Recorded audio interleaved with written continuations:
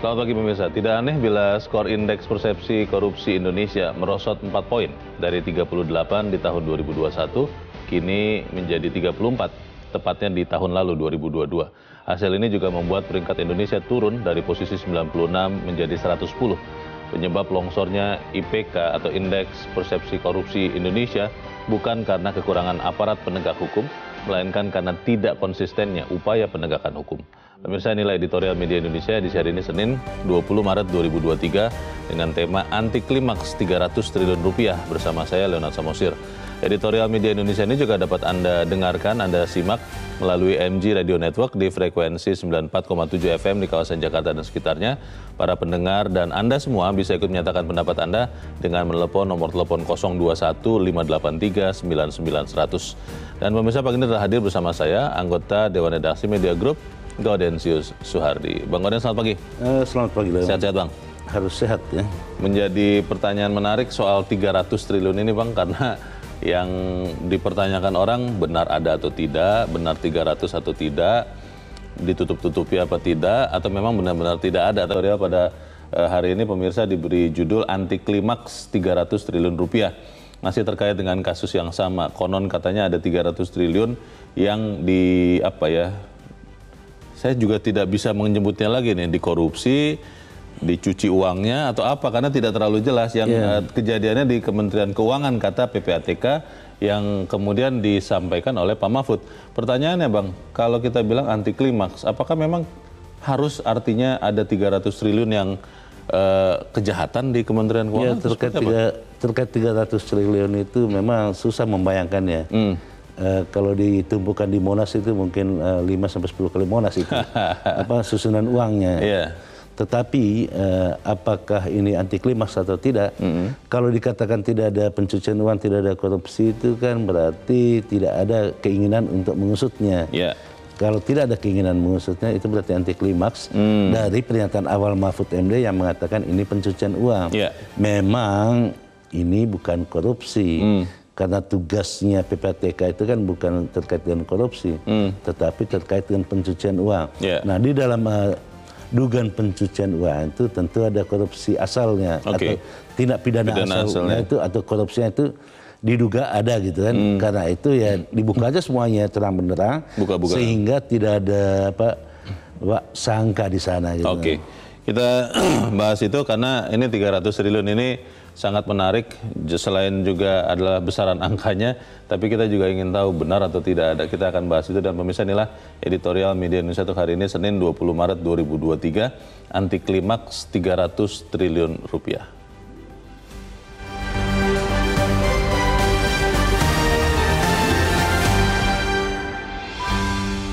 Anti Klimaks 300 triliun rupiah.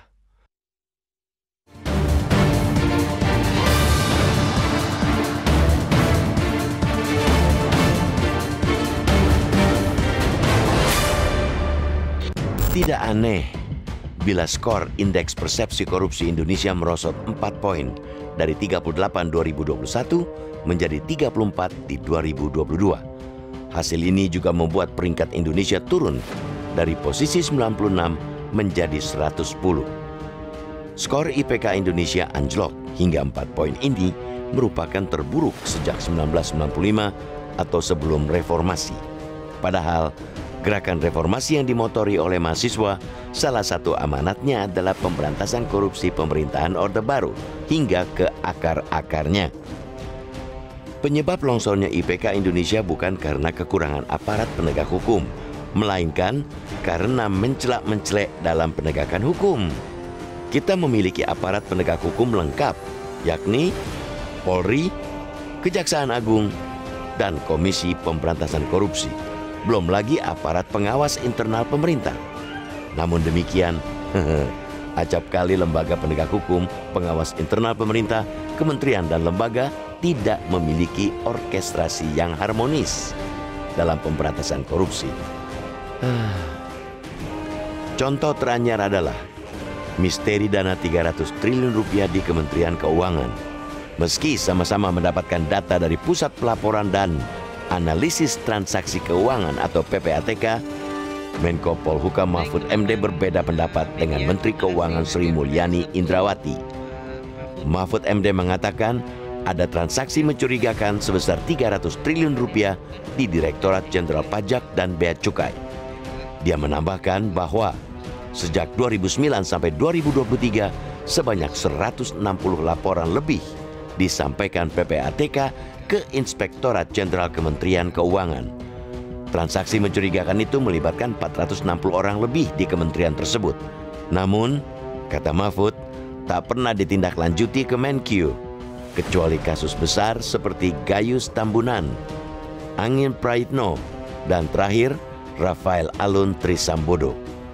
Hebohnya transaksi mencurigakan sebesar 300 triliun rupiah di Kemenkyu terjadi setelah kasus transaksi jumbo dari rekening Rafael Alun Trisambodo, mantan pejabat eselon 3 di Direktorat Jenderal Pajak Kemenkyu yang tengah diperiksa KPK. Di antaranya, transaksi di rekeningnya yang mencapai 500 miliar rupiah.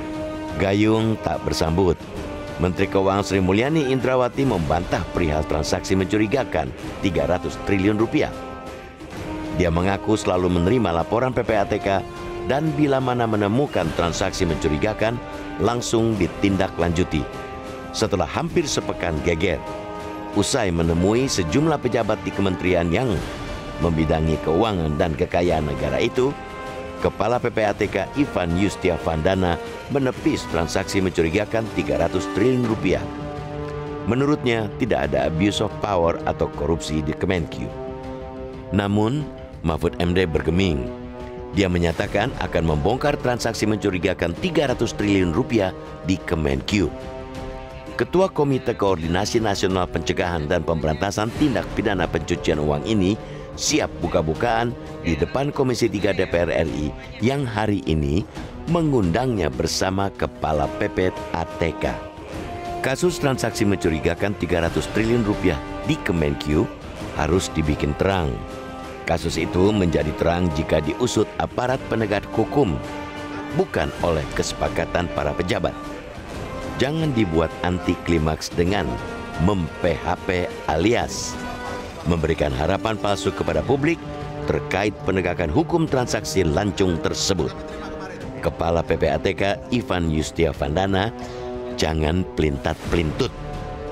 Menkyu Sri Mulyani juga jangan tanggung-tanggung membersihkan pengkhianat yang melakukan abuse of power dengan memperkaya diri sendiri dan gengnya.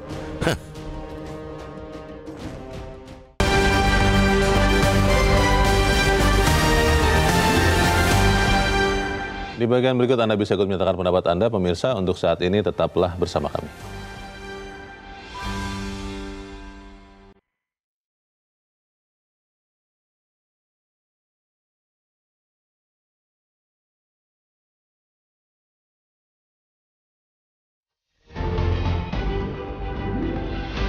Terima kasih Anda masih bersama kami di Editorial Media Indonesia, dan saat ini kita, Bang Godin, mau coba bertanya dulu. Kita sudah tersambung lewat saluran telepon dengan peneliti dari Pusat Kajian Anti Korupsi atau PUKAT Universitas Gadjah Mada, Zainur Rohman. Mas Zainur, selamat pagi. Selamat pagi, Bang Leo. Ya, Mas Zainur, angka 300 triliun ini jadi misterius sekali ya. Ada yang bilang awalnya diduga adalah korupsi, kemudian berubah menjadi tindak pidana pencucian uang. Lalu ada juga yang bilang ini kemungkinan bukan 300 karena mungkin ada double counting. Ini kelihatannya seperti apa ya? Apakah memang ada tindak pidana di Kementerian Keuangan dalam kasus ini? Mungkin jumlahnya 300, mungkin juga tidak. Atau seperti apa kalau Anda lihatnya, Mas Zainur? Ya, Bang Leo, rakyat mendapatkan informasi 300 itu berasal dari pemerintah. Ya, dalam hal ini Menko Polhukam, itu kan pemerintah ya, apalagi jabatannya Menko. Dan kemudian rakyat mendapatkan informasi bahwa 300 itu adalah angka jumlah TPPU yang ditangani oleh Kementerian Keuangan, itu juga dari pemerintah. Dalam hal ini adalah konferensi pers bersama antara pihak Kemenkyu dengan Kepala PPATK. Rakyat nggak mau tahu, rakyat ingin tahunya adalah 300 triliun itu jelasnya uang apa, kemudian bagaimana penanganannya. Yang pertama Bang Leo, kalau memang itu adalah tindak pidana pencucian uang yang berasal dari tindak pidana korupsi, bagaimana penanganannya, ya kan? Yang kedua, kalau memang itu bukan tipikor, tetapi adalah angka TPPU yang ditangani oleh penyidik di Kementerian Keuangan, PPNS-nya, bagaimana hasilnya? Misalnya apakah itu tindak pidana perpajakan, kepabeanan, cukai, bagaimana hasilnya? Itu tidak ada informasi satupun. Jadi rakyat merasa, rakyat merasa dibuat bingung oleh para pejabat pemerintah, begitu ya. Jadi kalau oke lah, anggap saja ini udah bukan korupsi, ini TPPU yang ditangani oleh Kemenq. Ya rakyat ingin tahu apa hasil dari laporan PPATK 300 triliun itu yang harusnya ditangani oleh Kemenq, para PPNS-nya. Gitu Bang Leo. Ini kalau misalnya nanti dibuka ya, kan katanya Pak Mahfud mau buka-bukaan hari ini di DPR. Pertanyaannya kalau dibuka, ini kan masih dugaan. Kalau sampai misalnya dibuka kasus per kasus, lalu ada namanya segala macam, itu boleh apa tidak ya? Tidak boleh. Jadi nama, kemudian detail transaksi itu adalah informasi intelijen, dalam hal ini adalah View Financial Intelligence Unit, yaitu PPATK. Itu masih bersifat rahasia, hanya boleh digunakan untuk proses penegakan hukum, tidak boleh dibuka ke publik. Tapi kalau hanya angkanya, total misalnya sekian triliun, pelakunya jumlahnya sekian, tanpa harus menyebut nama, itu diperbolehkan. Nah tadi misalnya soal transaksi, orang bingung, ini benar enggak sih 300 triliun? Apa ini jangan-jangan double accounting gitu ya? Itu bukan, itu adalah satu modus yang wajar di dalam TPPU, namanya layering. Layering itu adalah upaya untuk memisah hasil tindak pidana dari sumbernya, gitu ya. Nah sehingga biasanya digunakan beberapa tahap transaksi. Dari Bang Leo ke saya, ke C, ke D, ke E, diputar. Sehingga satu transaksi itu bisa ditransaksikan ulang ke beberapa orang, sehingga akan tercatat beberapa kali Bang Leo. Tapi itu yang ingin kita dengar. Nanti di DPR, siapapun, entah Menko Polhukam, entah PPATK harus menjelaskan 300 triliun itu TPPU-nya apa dan masing-masing tindak lanjutnya. Dan saya yakin belum ada tindak lanjut kok itu 300 triliun itu. Karena sempat ada informasi begini Mas Zainur, 300 itu bisa jadi memang total uangnya real ada 300 triliun, tapi bisa juga transaksi 100 triliun, 100 beli, 100 jual, 100 beli lagi, di total jadi 300 triliun. Ada yang bilang begitu tuh Mas Zainur, bagaimana itu Mas? Kalau dalam TPPU kemungkinan tipologi yang kedua. Jadi yang namanya TPPU itu memang karena layering itu tadi saya sebut transaksinya berulang. Jadi direkam berulang kali gitu Bang Leo. Tapi apapun itu tetap harus dibuka sejelas-jelasnya ya, supaya kemudian masyarakat tidak simpang siur, begitu ya Mas Zainur ya? Betul, mau itu tindak pidana asalnya adalah korupsi, pajak, bea cukai gitu ya. Saya ingin tahu, dirampas nggak tuh 300 triliun? Ada proses pidananya nggak? Ada tersangkanya nggak? Sejauh ini kita tidak dengar apapun Bang Leo. Baik. Kita harapkan nanti jadi pertemuan itu antara Menko Polhukam dan DPR. Lalu dari situ ada kejelasan yang lebih jelas ya. Jangan sampai setelah bertemu malah jadi tambah tidak jelas. Terima kasih untuk saat ini yang sudah Anda cerahkan kami.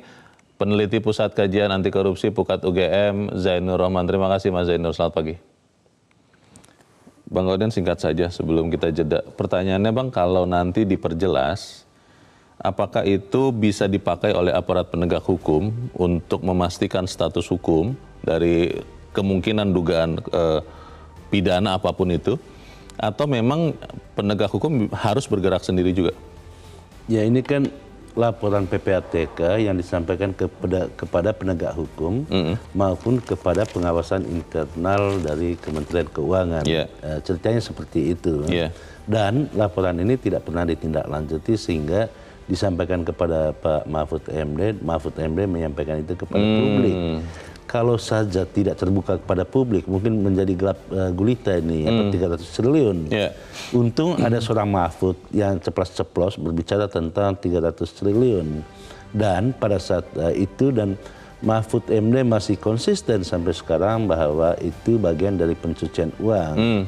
Nah kalau itu bagian dari pencucian uang, pasti harus ada penyidikan lebih lanjut oleh aparat penegak hukum untuk menjadikan itu sebagai sebuah informasi hukum. Kalau tidak ya seperti menabur angin gitu kan.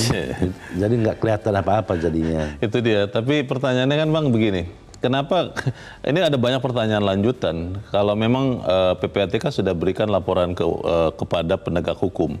Ini kan transaksi yang terjadi dari tahun 2009 Bang, sudah berapa? 14 tahun kurang lebih. Kenapa juga tidak ditindaklanjuti pada saat itu? Lalu sekarang kalau kemudian ditindaklanjuti, apakah semudah itu untuk menelusuri kalau memang benar tindak pidana pencucian uang? Karena biasanya kan susah itu Bang, bagaimana Bang? Pertanyaan lanjutannya Leo, kenapa diusut sekarang gitu pada saat Kementerian Keuangan goncang-gancing terkait dengan pameran harta gitu. RAT. Apa memang tujuannya untuk semakin memojokkan Kementerian Keuangan? Ini kan pertanyaan-pertanyaan yang sebaiknya didudukan pada pokok soalnya bahwa ada dugaan transaksi pencucian uang itu yang diusut saja gitu. Tetapi yang membuat heboh ini kan karena tumpang tindih dan saling berdekatan itu saling waktunya, berdekatan Bang. Kasusnya. Seakan-akan Kementerian Keuangan itu bobrok aja gitu.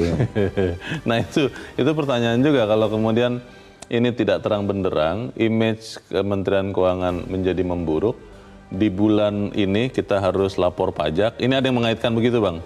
Apakah ini maksudnya supaya penerimaan pajak negara menjadi turun begitu karena ketidakpercayaan mulai muncul, atau seperti apa? Kita akan bahas nanti di bagian berikut. Selepas jeda, pemirsa tetaplah bersama kami. Editorial Media Indonesia akan kembali seusai Headline News pukul 7 waktu Indonesia Barat.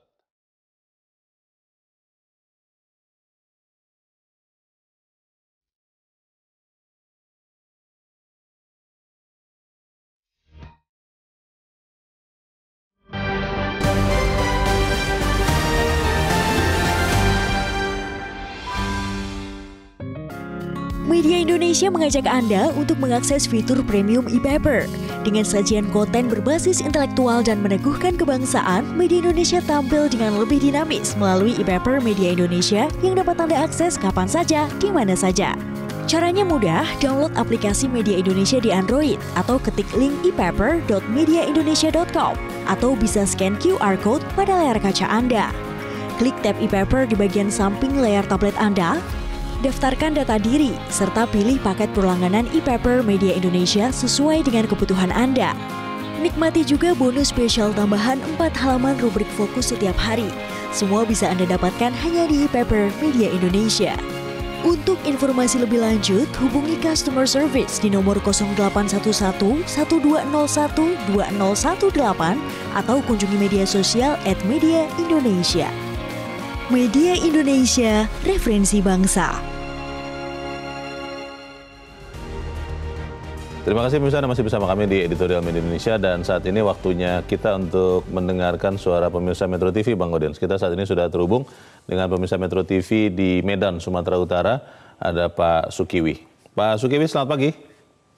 Ya, selamat pagi Bang Leo, selamat pagi Bang Godensius. Selamat pagi Pak. Bagaimana Pak Sukiwi pendapat Anda Pak? Silakan Pak. Di saat rakyat berdarah-darah mencari nafkah untuk mempertahankan hidup dengan kondisi ekonomi yang sangat sulit, kita sangat sedih melihat di mana pejabat pemerintah yang terus berfoya-foya menghambur-hamburkan uang rakyatnya. Apalagi kita sekarang mendengar lagi satu laporan yang jelas dari seorang Menko Polhukam tentang 300 triliun ini. Sangat baik judul dari editorial pagi hari ini, yaitu anti klimaks 300 triliun ini. Jadi rakyat, semua rakyat Indonesia lagi menunggu kejujuran, ketulusan dan kebenaran dari Pak Mahfud MD ini untuk mengungkapkan ini. Karena apa? Kita hanya kita menaruh satu kepercayaan yang tinggi kepada Pak Mahfud MD. Kalau ini tidak terungkap, tidak jelas untuk disampaikan kepada rakyat, kalau di balik ini masih ada panggung sandiwara lagi, maka ketidakpercayaan rakyat kepada pemerintah akan semakin hilang. Baik. Terima kasih Pak Sukiwi di Medan, Sumatera Utara, Pak, untuk pendapat Anda. Selamat pagi. Di belakang Pak Sukiwi ada Pak Sunoto di Cirebon, Jawa Barat. Pak Sunoto, selamat pagi. Selamat pagi Bang Leo dan Bang Godian.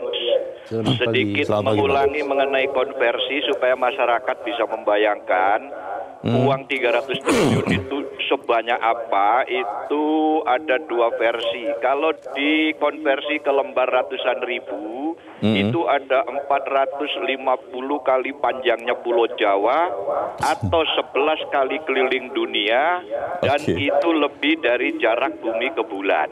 Versi yang kedua kemarin saya timbang 300.000 kepingan logam itu 1,35 kilo. Jadi kalau 300 triliun itu 1,35 juta ton. Kalau dibagi 28 ton per kontainer, 48.000 kontainer kali 19 meter, 912 kilometer sama dengan Pulau Jawa. Yang kedua, ini polemik dua menteri. Di kabinet kan ada chairman ya yang bernama presiden. Kalau menurut saya, kalau ada dua menteri berpolemik, itu presiden harus segera angkat bicara. Kalau presiden sedang hobi berkunjung ke panen raya di sawah-sawah, monggo dijelaskan klarifikasinya di atas pematang. Ya. Dan yang ketiga, saya heran Bang Godian dan Bang Leo, Menteri Keuangan katanya sampai hari ini belum mendapatkan informasi yang jelas. Seruat apa di Kementerian Keuangan? Bukankah Kementerian Keuangan itu adalah departemen yang kumpulannya angka-angka? Jadi mestinya Menteri Keuangan segera mendapatkan informasi. Kalau tidak segera, rakyat bertanya, seruat apakah kementerian yang ada di Kementerian Keuangan? Saya kira itu. Terima kasih. Terima kasih Pak Sunoto di Cirebon, Jawa Barat, Pak, untuk pendapat Anda. Selamat pagi. Di belakang Pak Sunoto ada Pak Bion di Mataram, Nusa Tenggara Barat. Pak Bion, selamat pagi.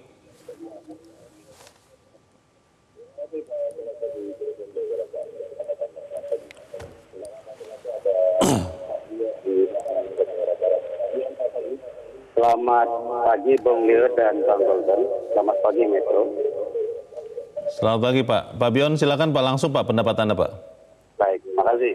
Jadi begini Bang Leo, Bang Golden, ini kan 300 triliun ini menjadi korupsi mega Indonesia. Sebentar dulu Mas. Ini kita bicara sangat penting nih tentang negara Mas. Langsung Pak, silakan Pak. Yang perlu kita sikapi adalah persoalan institusi hukum. Semestinya Kejagung segera memanggil Pak Mahfud, karena segala data ada di Pak Mahfud untuk mengklarifikasi dalam rangka peningkatan penyidikan itu satu. Karena ruang jasa ada di persoalan korupsi. Lalu yang kedua, kalau berbicara dalam konteks Pak Mahfud dipanggil DPR, ini kan mitra kerja. Tapi DPR itu lembaga politik, tidak akan bisa menyelesaikan persoalan. Itu yang kedua. Lalu yang ketiga, saya setuju kalau Presiden segera memberikan ultimatum kepada dua menterinya untuk tuntas 300 triliun ini hingga terbukti adanya penyimpangan terhadap Kementerian Keuangan tentang korupsi. Kalau kita bicara pidana asal, saya ini pengacara Mas. Saya bisa persoalan ini apakah mungkin ini akan menjadi korupsi atau tidak. Ini ruang jaksa nanti membentuk timnya di dalam rangka penegakan hukum. Untuk itu saya minta Kejagung segera memanggil Pak Mahfud untuk mengklarifikasi persoalan ini. Terima kasih. Terima kasih Pak Bion di Mataram, Nusa Tenggara Barat untuk pendapat Anda Pak. Selamat pagi. Para pemirsa jadi bertanya-tanya Bang Godian, sebenarnya yang benar bagaimana? Lalu tadi Pak Bion mengusulkan Pak Mahfud ketemu Kejaksaan Agung. Mungkin dipanggil tidak terlalu tepat ya istilahnya. Atau ketemu dengan DPR, tapi kan lembaga politik tidak bisa menyelesaikan masalah. Ini bagaimana kira-kira Bang Godian? Ya, PPRTK itu kan mencatat dugaan-dugaan yang patut diduga terkait dengan transaksi keuangan. Dan itu sudah dilakukan. Nah, hasil catatan itulah yang disampaikan ke aparat penegak hukum. Kalau tidak ke KPK, ya Kejaksaan Agung dan Kepolisian. Tentu ketiga lembaga ini sudah mendapatkan ini. Sebenarnya sudah punya. Sehingga Mahfud MD tidak perlu dipanggil ke sana. Nah, apakah dengan dipanggilnya Mahfud MD ke DPR membuat persoalan ini menjadi politis? Tentu saja tidak. Karena pada saat dipanggil oleh DPR menggunakan kewenangan konstitusionalnya untuk melakukan pengawasan sehingga apa yang kita duga-duga bahwa 300 triliun ini masih dalam bentuk dugaan apakah korupsi atau apakah pencucian uang di DPR itulah dibuka seterang-terangnya. Itu kita harapkan semoga hari ini terjadi untuk itu. Dan yang ketiga, tadi dikatakan bahwa ketika dua menteri itu bersilang pendapat, hendaknya Presiden meminta mereka untuk menjelaskan sejelas-jelasnya. Saya kok sangat sependapat dengan pernyataan ini. Memang perlunya atasan para menteri ini untuk menjernihkan persoalan ini sehingga tidak membingungkan masyarakat. Apalagi 300 triliun ini kan berdekatan dengan mencuatnya kasus yang mencoreng Kementerian Keuangan. Jangan sampai 300 triliun ini menambah beban di Menteri Keuangan padahal tidak ada apa-apanya. Misalnya. Supaya tidak ada apa-apanya, ya harus diusut oleh para penegak hukum, bukan oleh kesepakatan para pejabat. Gitu. Ini nanti kalau misalnya aparat penegak hukum ini mau ya Bang, untuk mengusut ini, padahal kan harus ya sebetulnya ya. Tapi kalau melihat undang-undang, dan saya pernah bertanya kepada mantan kepala PPATK, tidak ada undang-undang yang memberikan sanksi pidana kalau aparat penegak hukum tidak menindaklanjuti laporan dari PPATK. Ini kan repot Bang. Bukan soal ada tidak adanya undang-undang, tetapi di sanalah pentingnya peran pengawasan masyarakat. Kita ketahui dalam konstruksi undang-undang, hampir semua undang-undang yang ada di Republik ini selalu dituliskan di dalam satu pasalnya itu peran serta masyarakat. Seperti halnya di dalam undang-undang tidak pidana korupsi, ada peran serta masyarakat di sana. Bahkan masyarakat yang memberikan informasi terkait dengan korupsi, kalau sudah ada putusan inkrah, masyarakat tersebut mendapatkan persentase tertentu dari uang yang dilaporkannya. Ada penghargaannya ya. Dan memang itu resmi di dalam undang-undang. Itu artinya masyarakat jangan tinggal diam dan terus memberikan pressure kepada aparat penegak hukum untuk menindaklanjuti kasus. Misalnya saat ini bagaimana kasus pelaporan harta kekayaan itu menjadi pintu masuk untuk tindak pidana, itu kan karena tekanan masyarakat. Kalau menunggu aparat penegak hukum, sepertinya sih bobo-bobo enak. Kan. Bang, tapi masalahnya kembali ke soal angka 300 triliun. Kalau nanti hari ini Menko Polhukam bertemu dengan DPR menjelaskan, apakah itu kita bisa mendapatkan kepastian itu akan jelas. Memang ada 300 triliun, ada di mana. Lalu kalau ada laporan PPATK yang harusnya ditindaklanjuti penegak hukum berhenti di mana, lalu setelah berhenti bisa dimajukan lagi perkembangannya, kapan akan dipastikan ini benar-benar 300 triliun ada atau tidak, itu kan butuh waktu Bang. Ini bagaimana berkejaran dengan waktu ini? Tidak terlalu penting soal angka, tetapi yang paling penting buat masyarakat itu adalah kejelasan informasinya. Berapapun angka akhirnya, angka finalnya, itu bukan persoalan, tetapi harus didudukkan angka 300 triliun itu seperti apa. Itu karena 300 triliun ini kan Bang yang membuat kemudian heboh. Wah, sebesar itu ada di Kementerian Keuangan dari tahun 2009 sampai 2023. Kok nggak ketahuan 300 triliun? Kan begitu Bang? Malah dugaan saya lebih dari 300 triliun. Kalau ada? Kalau ada gitu kan. Tetapi yang paling penting itu harus ada penjelasan dari pihak yang resmi, itu yang pertama. Yang kedua, juga angka 300 triliun itu menggugah dan menimbulkan pertanyaan kemana aja sih aparat penegak hukum kita. Disebutkan oleh Mahfud MD bahwa ini sejak 2009 itu dilaporkan ke aparat penegak hukum tapi tidak pernah ditindaklanjuti. Itu yang saya bilang tadi, kalau aparat penegak hukum itu tidak ada pressure dari masyarakat, dia tidur dia. Angka 300 triliun ini nanti yang akan berwenang menjelaskan ya Bang ya, bahwa ini benar ada tindak pidana atau tidak, itu kan tadi kalau Bang Gaudenz katakan penegak hukum. Penegak hukum yang mana nih Bang? Kan ada 3 tuh. Ya tergantung kasusnya. Kalau misalnya ada tindak pidana korupsinya, tentu yang berhak di sini adalah KPK atau Kejaksaan Agung. Tetapi kalau seperti yang dikatakan itu bahwa 300 triliun itu terkait dengan pajak, terkait dengan bea cukai, itu berarti penyidik sipil yang Kemenkeu di situ. Nah, kita masyarakat membutuhkan informasi yang terang benderang sehingga tidak ada prasangka di sana. Dugaan sementara saya ini memang tujuan dari pengungkapan ini untuk memojokkan Kementerian Keuangan yang sedang terpojok saat ini, dan jangan sampai gara-gara ini masyarakat tidak membayar pajak, gitu kan. Nah, kita berharap dan untungnya sampai hari ini kan menjelang 31 Maret ini orang harus melaporkan SPT kan. Tetapi animo masyarakat untuk memenuhi kewajibannya itu patut diapresiasi lah. Tidak berkurang, tidak berkurang, bahkan tidak ada orang yang dengan sengaja tidak membayar pajak. Pada poin ini kita harus katakan masyarakat sangat menyadari tentang kewajibannya, tetapi hak masyarakat juga harus dipenuhi dong. Apa hak itu? Bukan saja hak untuk menikmati hasil pajak itu, tetapi hak untuk mendapatkan informasi yang benar dari 300 triliun itu. Iya, kalau kita menunggu nanti kan tentunya Bang ya, hasil penyidikan, kepastian 300 triliun ini seperti apa, bagaimana kemudian tindak lanjutnya.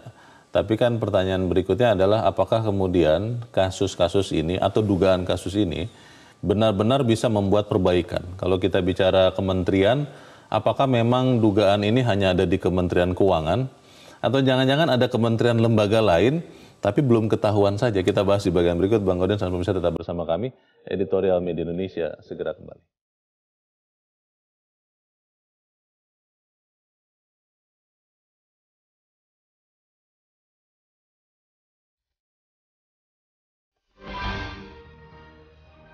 Terima kasih pemirsa, Anda masih bersama kami di Editorial Media Indonesia dan kita ada di bagian akhir diskusi kita pagi ini. Bang Gaudens, kita sambil menunggu apa yang menjadi kejelasan dalam kasus di Kementerian Keuangan ini, tentunya kan juga jadi bertanya-tanya ya, Inspektorat Jenderal di kementerian dan lembaga itu apakah sudah efektif bekerja atau tidak. Lalu pertanyaan berikutnya, aparat penegak hukum ketika sudah terima laporan penyelidikan atau hasil analisis dari PPATK, apakah cukup hanya menerima? Kalau ada kasus yang besar seperti ini diributkan masyarakat baru bergerak, atau memang sebenarnya setiap kali laporan harusnya ditindaklanjuti, Bang? Ya, yang pertama saya mau jawab ya sebelum ini ya. Apakah hanya di Kementerian Keuangan? Rasanya sih tidak ya. Rasanya tidak? Rasanya tidak, hanya apa saja Kementerian Keuangan ini kan. Di kementerian lain juga banyak, bahkan ada kementerian yang sepatunya diimpor gitu kan. Ini kan problem yang mestinya diungkap semuanya. Yang kedua, yang harus kita katakan secara tegas juga, bahwa biasanya di Republik ini selalu ribut di awal, menjadi buih dan hilang gitu ya, hilang. Misalnya kasus gagal ginjal dan kasus-kasus lain, tiba-tiba terkaget-kaget di awal, kemudian senyap di akhir. Tidak tahu ujungnya ya? Jangan-jangan 300 triliun juga ini ribut di awal, senyap di akhir. Karena itu masyarakat perlu terlibat langsung untuk mengawal setiap kasus sehingga tidak hilang di akhirnya.